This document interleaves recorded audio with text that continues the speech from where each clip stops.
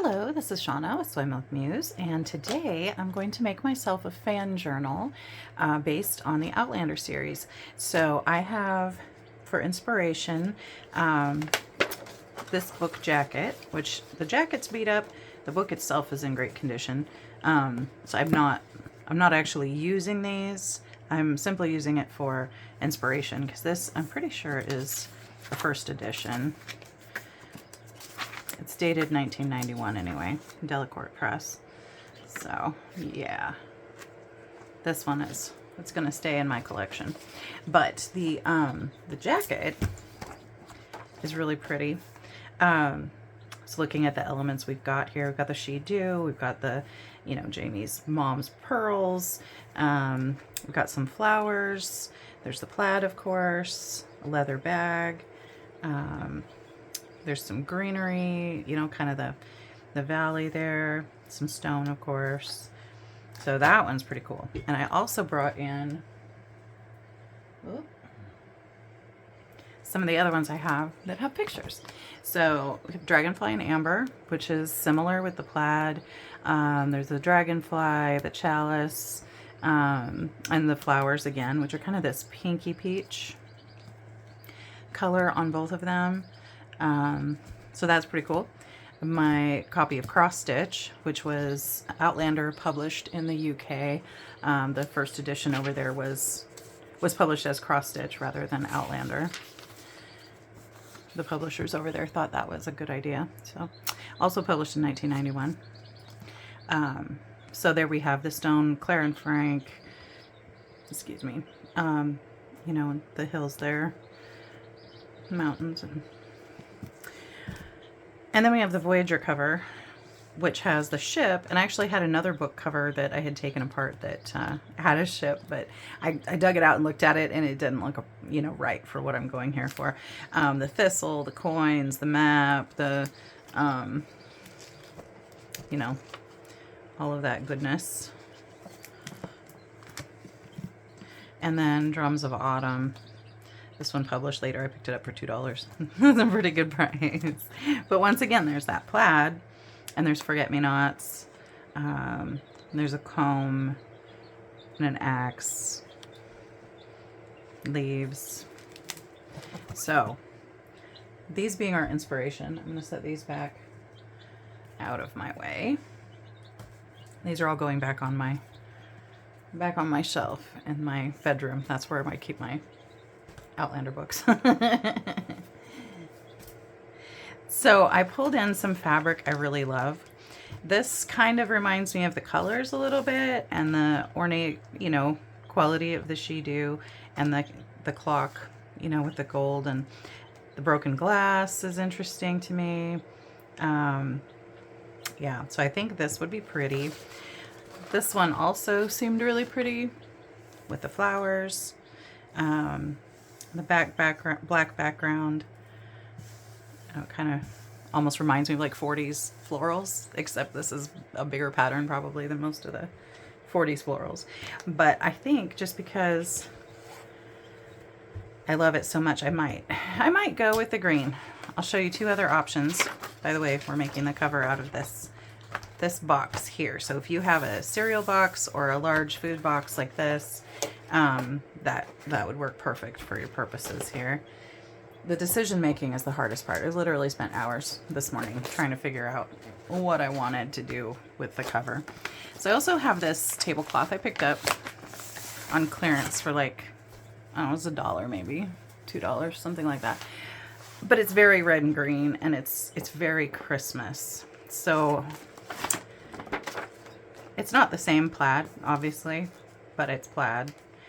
But am I gonna love this sitting on my shelf? That's a big thing to think about too when you're making a journal for yourself, is am I gonna love like the texture, how it feels in my hand, how it looks on my shelf? And I think the answer to that is I'm not going to enjoy this as much. So it's going back in the stash for some other project.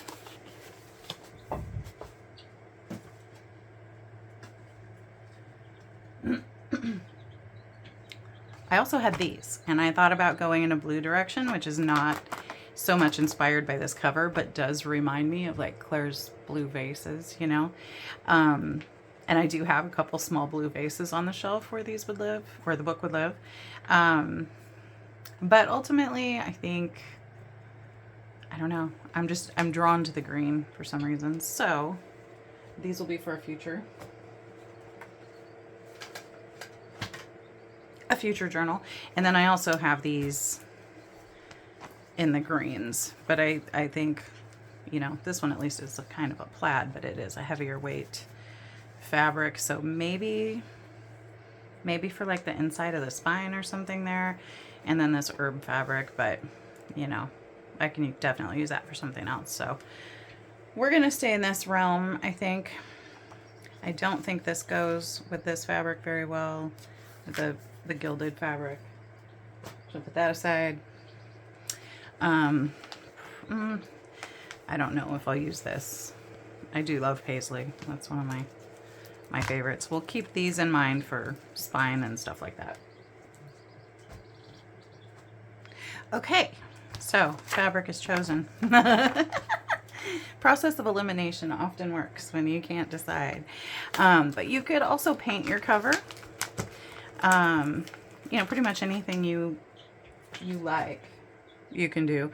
You can use paper. I try at least to use fabric on the spine, just because I feel like it's more, it preserves the integrity of the book better, I think, because paper cracks so much easier. So set this aside. Set our book cover aside. I have not chosen a focal point for the cover yet. That'll probably be in a future video, but for now, we're just going to build the basic journal.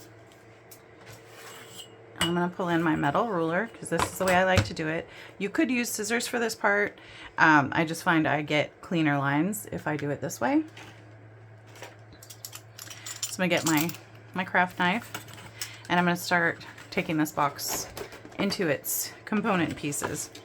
So these two larger pieces are going to be my front and back cover, and then I'm going to salvage some of the smaller pieces from my spine, I think, unless I decide to make a wider spine, and then I'll have to dig out some other other paper. Let's see. All right. Try to see this without getting my head totally in there. Okay, let's set that one aside. Let's get this one off this side.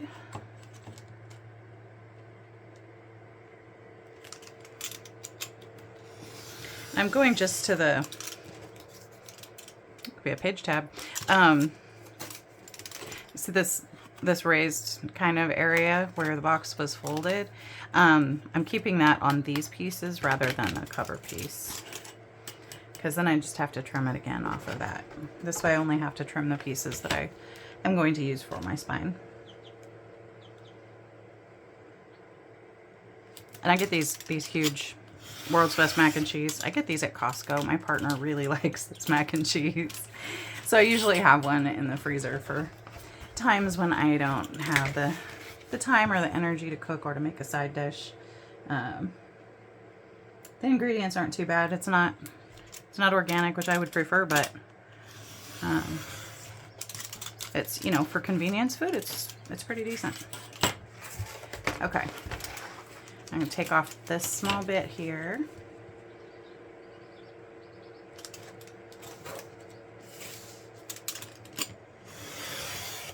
My lighting is a little bit tough to see here. There we go.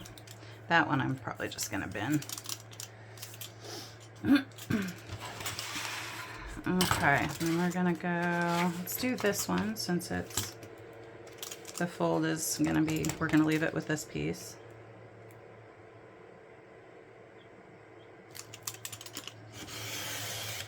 Well, I didn't do a very good job on that. Go slow. Hold the knife close to the ruler. Okay, that's better. And then we still have this piece on here. I find with these boxes, if they're in your freezer, if you take them apart, like when, not cut them apart, but just, you know, undo all the glued bits fresh out of the freezer, like right away, first thing you do, it's so much easier than if you wait until it cools and dries and all that. And that is with a freezer that is not self-defrosting, so I don't know if it would be the same if you have a like frost-free freezer. Our one in the house is, but we have a big freezer in the garage that is, it doesn't defrost itself. Just a little tip to make your life easier if you have that situation. Okay, that's the last one of these. Okay, and you could definitely use, you know, multiple boxes to get the size you want. So what I'm aiming for is I want something roughly 6 by 9, so that if I take a piece of paper, for example, I don't mind folding this. This is actually from Poppyfield Avenue from Louisa Heinzel. I just happen to have it sitting here. If you take regular printer size or was it A4 in the UK, US letter, or A4, whatever, you fold it in half, and that's probably going to be the size of most of your pages in your journal, because that's usually how we make them. You can definitely make it smaller or larger and adjust your pages to fit what you'd like. I just find this really convenient to make this kind of a standard size. And you're going to want a little bit of the cover above and below, usually. You can also do it so that it's totally flush. There's really no rules. You do it how you want it. But this works pretty well here for each side of the box, and then to glue them together. Usually I cut them and then glue them. And we'll have to make sure everything's square too. So I'm going to square this up on my mat. Let's see how well we did, or how poorly. Not too bad. Not too bad. That I think is pretty good. Let's give it a turn and see how well we did here. Not too shabby. Okay, so I think it was this side here is just a little bit off. Get that lined up. Oh, interesting. It almost looks like it's shorter than this part here. Okay, let's see if we can, if this is square, then we can cut it down slightly. This isn't too bad. A little bit here. Oops.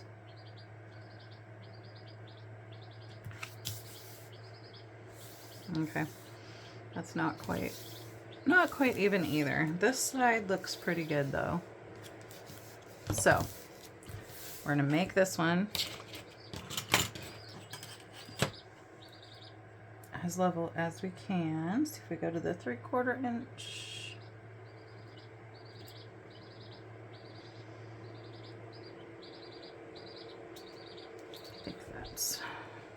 I think. It's a little hard to tell unless you're right above it, which I can't be right now because my camera's right above it. Okay, and then let's, so that should be level now. Line up the bottom. That side's not quite there, but it will be. So let's take this down. But actually this side looks pretty good now that I'm looking at it. Okay, so let's turn it this way. So we know the top is good and this side should be good. So line up the top, maybe, if I can see it.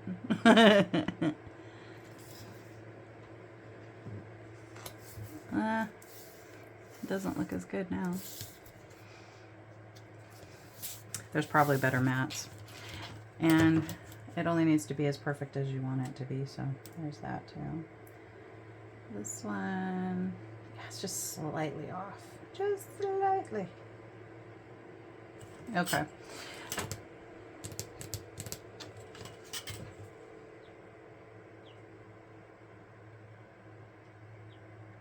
Okay, I'm just going to shave a little bit right there. And now let's see how wide we are. I don't do much measuring in this, but we're at about 12 1/8. So we need to come to 6 1/16.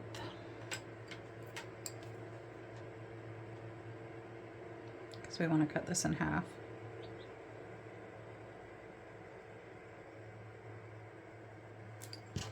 So approximately there.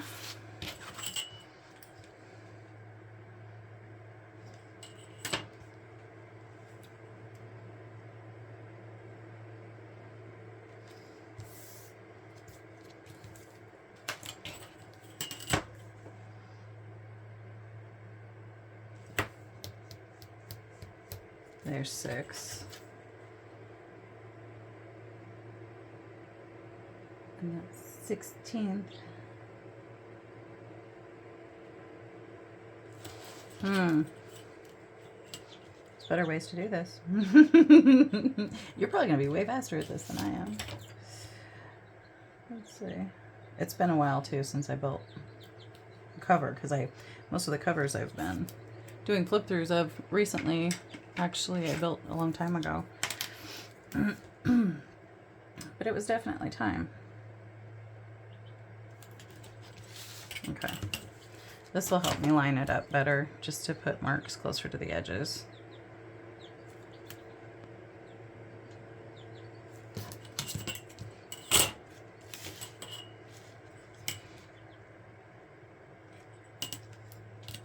Oops.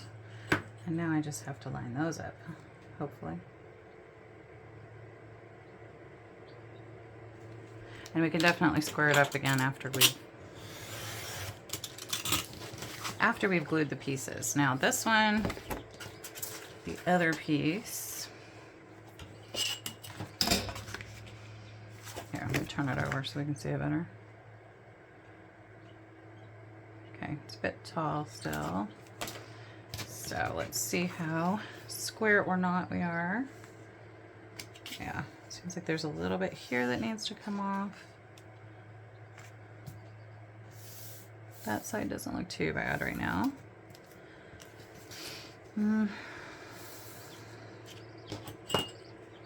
Okay, let's bring this side in slightly.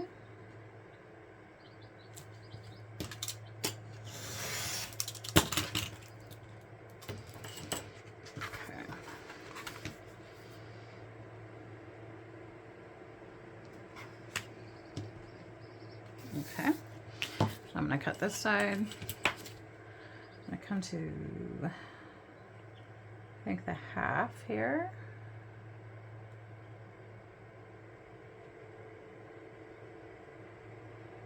Is that going to make it way too short? Let's see.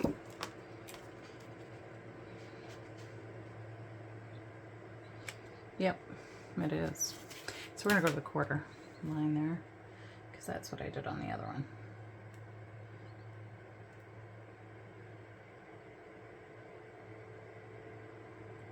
Good old measure twice, cut once, right? Oops. Oops. I wasn't pressing my ruler well enough and we went off a bit. But I think that will be okay, because by the time we get the pieces glued together and get, you know, the fabric on, and we can always put it on the inside and cover it with pocket too, so it's not as visible. Not enough to make me ditch it and start over. Okay. Now let's measure one of these. Or shall we say line up one of these? And then I'm just going to draw a line here and use that to cut, and then we'll check the other one.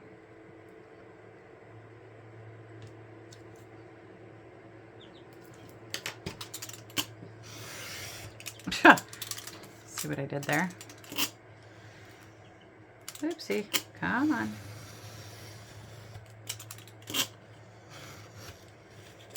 Come on. All right. I probably need to expose a new blade on there. That's okay. You'll see why it's okay after we get a little further here. So let's test this side with one we already cut.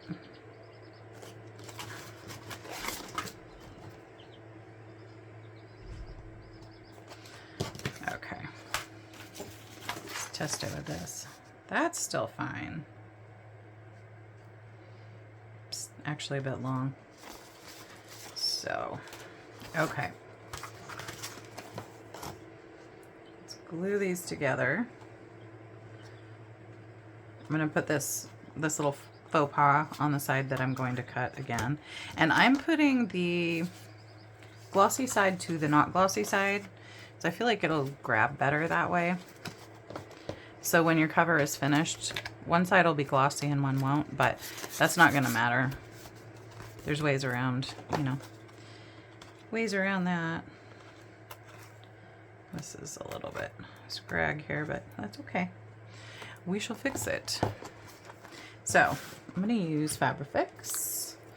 So clear silicone glue. I prefer it to wet white glue because it doesn't warp your paper and it dries really fast.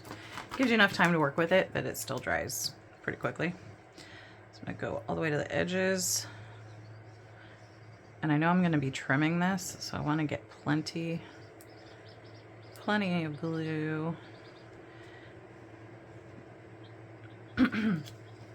all over. And I'm using 2 layers just to make this cover more sturdy.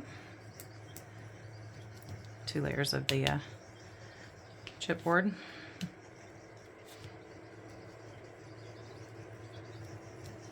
And I prefer not to use corrugated for covers because I feel like it bends easier. I almost smacked it down the wrong way. I'm just going to line it up. Give it a good push. Line it up again because it probably moved a little. Fabrifix gives you a couple, you know, few seconds to work with it before it's bonded tightly. But yeah, a large number of the journals I make are like this. You know, they're made from food packaging, and then you make them pretty.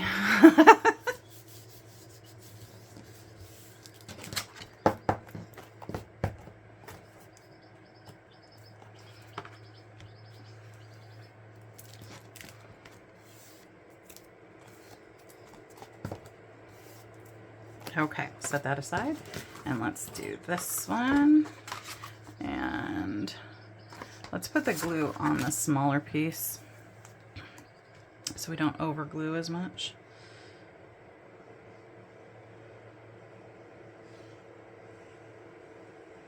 If you use a wet white glue, after you have your pieces glued together, you may want to set them under something heavy for a few hours or overnight to flatten the covers and make sure the glue is well set. But it's totally up to you. You probably know your glue better than I know your glue. We all have our favorites, and that's okay.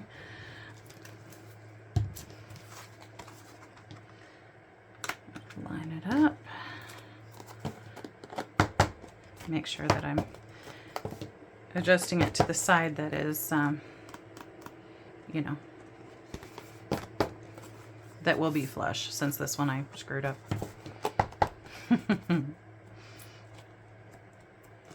Not too bad.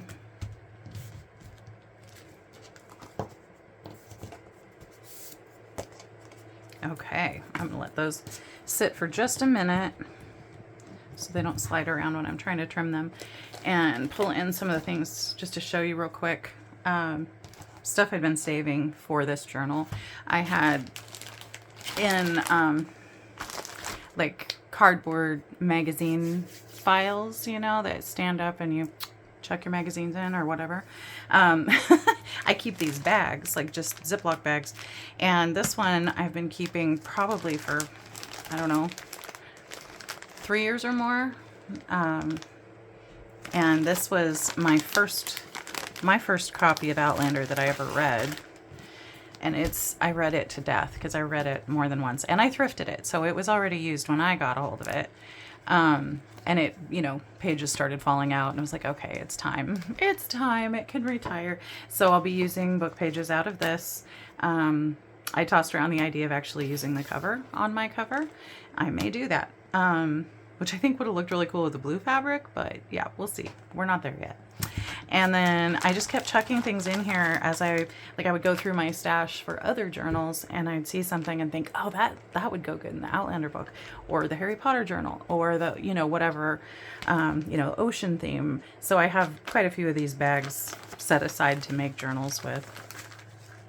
And I just have like some of the things I've made in mass make that I was like, oh, those would go really well.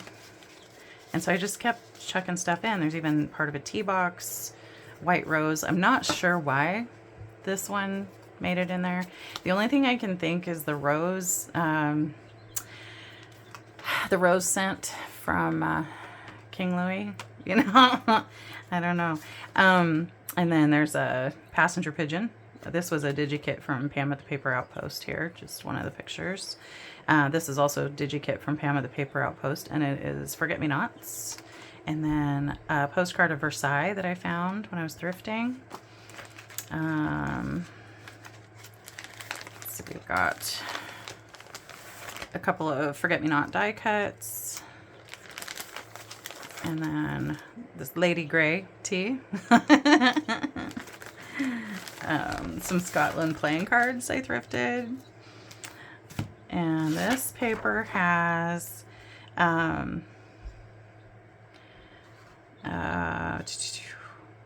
rare tree, Benjamin Franklin, I think. Oh wait, or his father. I don't know. Okay, 1765. They named this rare tree in honor of their friend Benjamin Franklin. And this tree still blooms, or at least when this book was written, it still blooms at the Bartram's Garden in Philadelphia, which is, I don't remember if Claire went there in the show, but in the books, Claire went to Bartram's Garden a lot. So that's why that page made it in there. And I mean, any fan journal that you make, you know, whether you're making Outlander or for some other series that you love, be it books or shows, it needs to be very tailored to yourself and your taste and what reminds you of the series that you're watching or reading. And so this is kind of just going through like some of the things I thought of or made me think of, you know, and made it into my little collection of things for my journal. Trepan, or trepan, however you say it, a surgeon's cylindrical saw. Like Claire did the trepan on that guy in Edinburgh, I think it was. So it reminded me of that. And then House Song to the East kind of reminded me. And, you know, this is a masterboard I made a long time ago. And these little bits I think were from the 1927 dictionary as well. So that's pretty cool. That made it in there. It was from a Lean Cuisine book. I used the pages to make masterboards. There's a dragonfly in amber. I mean, how perfect is that, right? And then these book pages had some, come on, brain. Stonehenge. So it's not Claire's Standing Stones, but close enough, right? Close enough. And then this one, oh yes, the Lake Isle of Innisfree. So this is a poem that Brianna recited when she saw Claire in her garden and said that Frank used to quote about Claire as well. So that made it in there. Oh yes, the pigeons that darkened the sky. So this is the passenger pigeons right here, and this little thing was about them. So that'll make it in to the journal. This is a printable from Pam at the Paper Outpost, and it's like old pharmacy labels or apothecary label kind of stuff. And then You Are My Sunshine and She'll Be Coming Around the Mountain. I don't remember if it's in the show, but in the books, Claire and Brianna both sing these songs. And then I found some atlas pages that I coffee dyed. There's Scotland, and this is United Kingdom and Ireland, England and Wales, and then Ireland and United Kingdom and Ireland again. So those will make it in. And then here we have, yes, this is Louis the 15th, which was the Louis from the series. So we just have that book page there in French. And then we have this, where to go? Oh, it was about the Lake District somewhere. Where was it? Maybe it was somewhere in this. There was a thing about the Lake District, which I think it's towards the back here. Yeah, there it is. The King's Arms, and a picture of the Lake District of England, which is where Jamie spent some time. And then this is a map of England and Scotland that I thought might make a good journal page.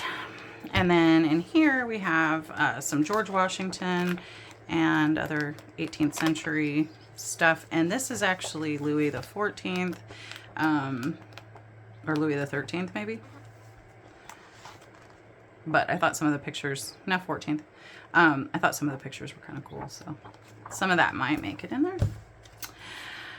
And that is that. So let's put these things back and get back to building our cover. I'm sure I have a ton more stuff in my stash, but these are just the things I thought to put in, you know, my little bag here.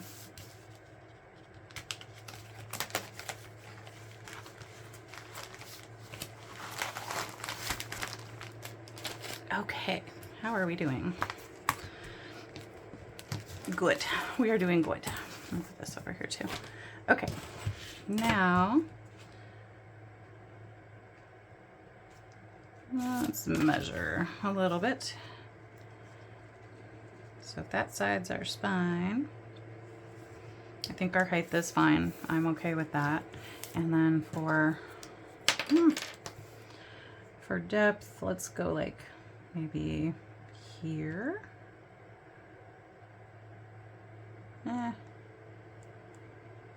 Yeah. I think that'll do. Maybe on that 3/4 line of dots.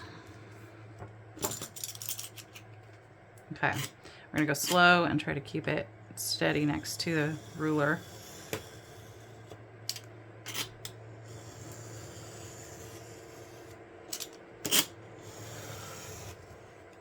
I think we're through. No, not quite. There we are. Okay. So that little problem's fixed. Where I screwed up that thing. And then this is screwed up here. So let's go there. We'll turn it on its, or actually, let's turn this one. I think that's the only spot I screwed up. Yeah, it's on this edge here, this top edge.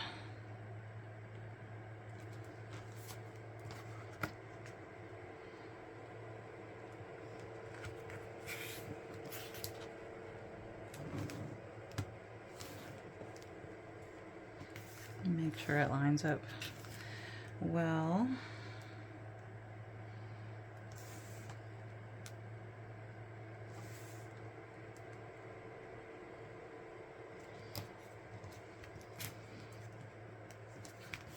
Vast amounts of concentration here.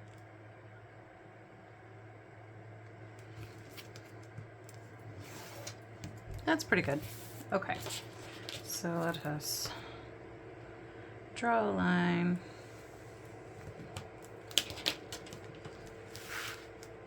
And then cut that.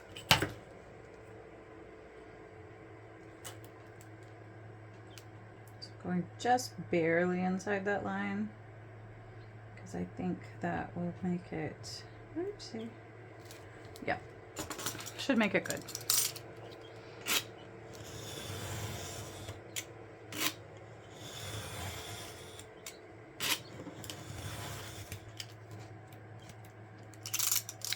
Retract the blade. Okay. Oh, we're still gonna need that. Never mind. Now, we have our front and our back covers. And we can take a little bit of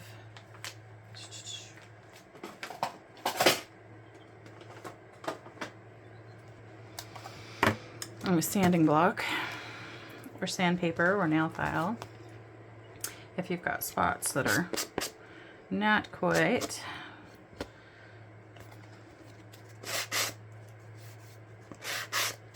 smooth them down.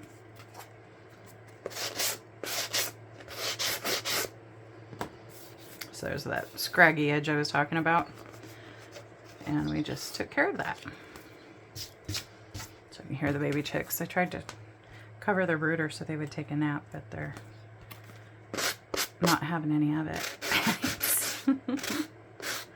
They had some excitement because I got their brooder cleaned and fresh food and water and stuff before I started filming, so I was hoping they would be tired and ready for a nap. Okay, that'll do. Okay, front and back cover done. Now we need spine, and I usually just use the width of this, which is about 2 inches, but I'm considering if we want a larger journal. What do I have? I have something over here. Aha. And this I don't think I'll even have to use 2 layers. This is not corrugated. This was in some pajamas I just picked up at Costco for myself. Let's look at the height. Oh yeah, the height is good, so we'll just need to trim it slightly to get it to be the same height. Actually, that would almost make a cover. It's not quite wide enough, but you could probably, you know, if you have something like this. Actually, I've got 2 of them. So if you get yourself some clothes and it has this kind of board in it, you would not have to really double this up. It's quite sturdy. It's probably maybe even more sturdy than this. This is pretty tough though. But yeah, I'm gonna use this for my spine. But yeah, there'd be enough to do front and back covers and a spine out of those 2 pieces that came in my pajamas. So I only need 1 right now. And I think what I'm gonna do is take it out of one side and then I can trim to make it fleshy flush, because we don't really want the spine rounded, or I don't think. So let's do that first. We're gonna come to the 1/2 inch here, just to make sure we get rid of that curve.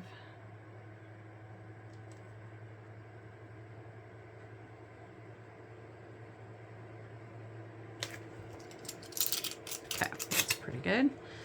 Go slow.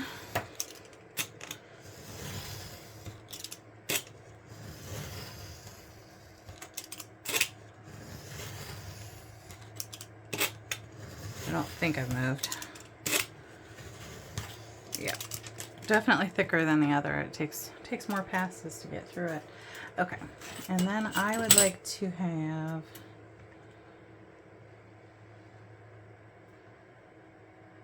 let me scoot it over further here. Hopefully you can see what I'm doing.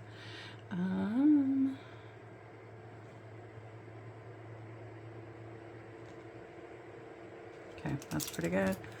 And I think I want 3 inches this time. I want to make this a nice chunky journal.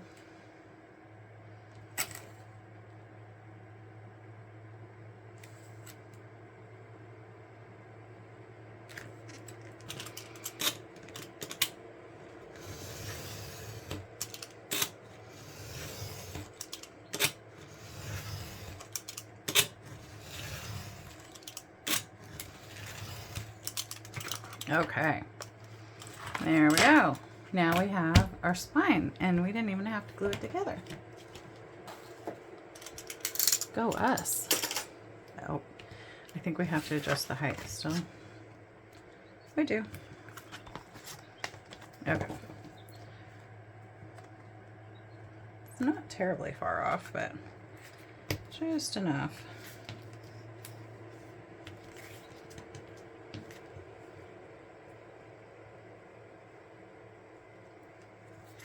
Okay, that's pretty good.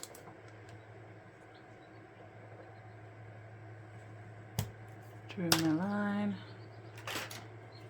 Oh, to get out the shorter ruler, which was not necessary. The long one would have been fine.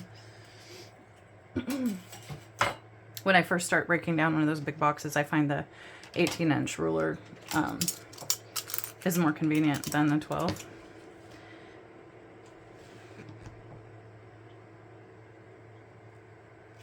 Okay, now pressing, especially with smaller items like this, make sure you're pressing on the ruler on top of the item, as well as the item itself to the desk.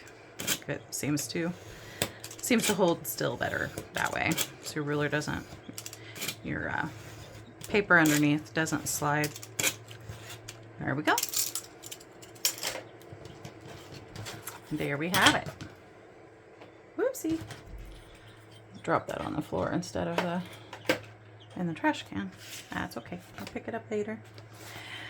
So, putting them together.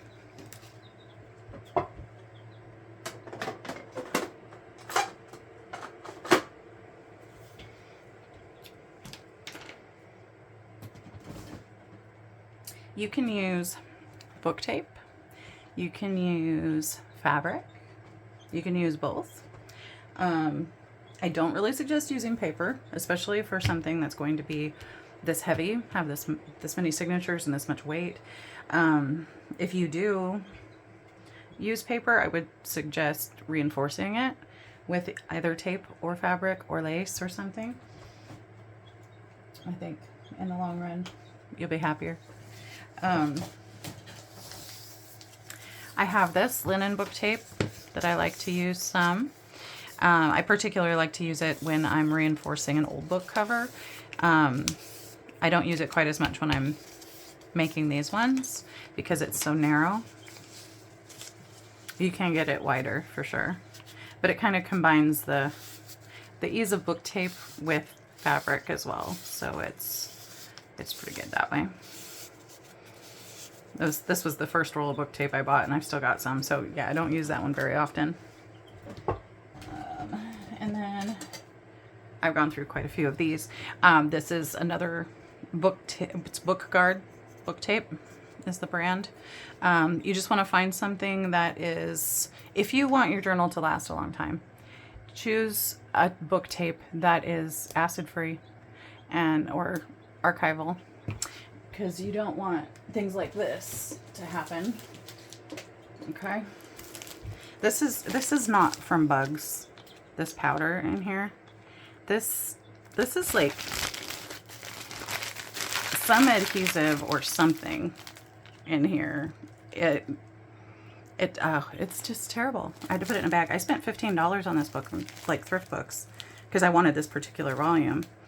But it's some adhesive. Like when I would move it and shake it, like more and more of this yellow dust comes out. And I did not see a single bug in the whole book. Like, I tried to Google it. I'm like, what adhesives would do this? But whoop. Still have not seen any bugs. I think it's whatever adhesive was in there that they used. Probably I need to just get rid of that one, but It's like I paid so much because I wanted that particular book. Okay, so we're gonna line this up. Want it to be as even as possible at this point. And you're gonna leave a gap of probably 1/8 of an inch between your spine and your front and back cover. Because if you don't, you won't be able to open and close your book freely.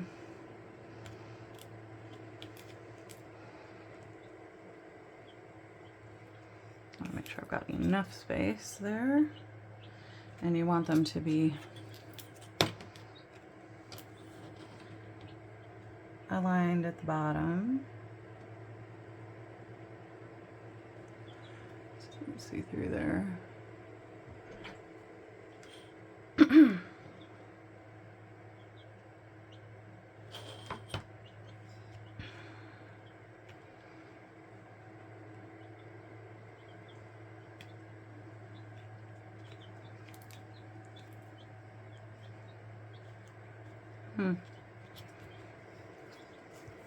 Let's try this one this way. That might work better. And this is the part where, like, the more you can be square with your covers, the easier this part is going to be. Okay, now cross fingers.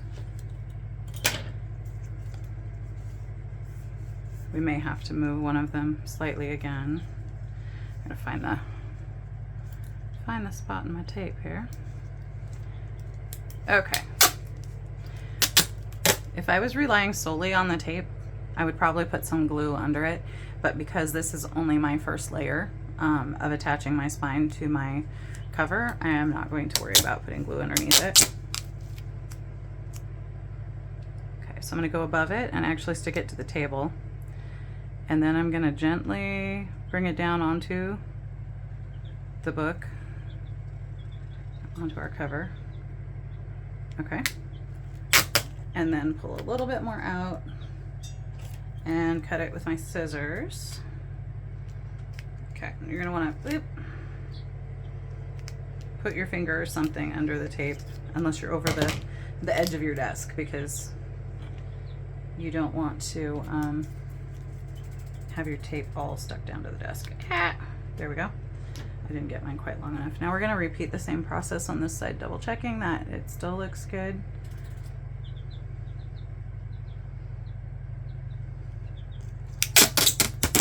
As far as I can tell where I'm sitting, it looks good.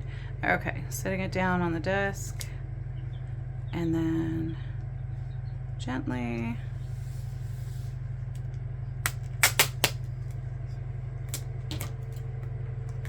okay.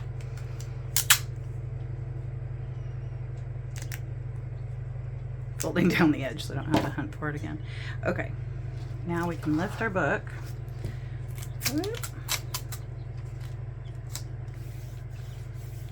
Okay, we're gonna burnish this down better in just a second here. Carefully lifting it off. Okay. Around this way. No! It's not supposed to lay down yet. It's definitely easier to do one side at a time. Okay. Bring this one down.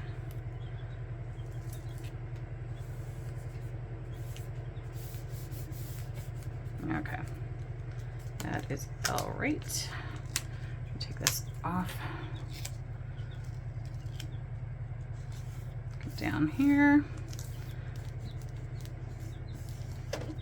I'm not too worried about wrinkles. I'm trying not to get, you know, a lot, but a little bit's not such a big deal. And then here, this first layer, I'm going to go off the edge slightly because I'm going to need to trim where I folded this off, folded this over. And then we don't have to wrap back around with that side, so trim it there. And then side. Oh, crooked am I here? Ugh. We're still on the tape, so it's easier to pull it off. That's probably fine. So we're still crooked, but that's okay. Boop.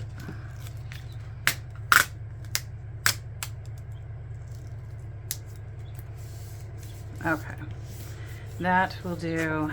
Donkey, that will do. Okay. Forgot I was going to trim that. Whoop. There we go. Okay. Look at us go. We basically just made the base of our book. It folds rather well. We're still got room for our fabric reinforcement. And I think this video has already been pretty long. So I'm gonna call it, and we'll do a part 2 where we will cover the inside and the outside and hopefully put together and bind in some signatures. So anyway, if you lasted this long, thanks for hanging out with me, and I'm excited to make this journal. I'll talk to you later. Bye-bye.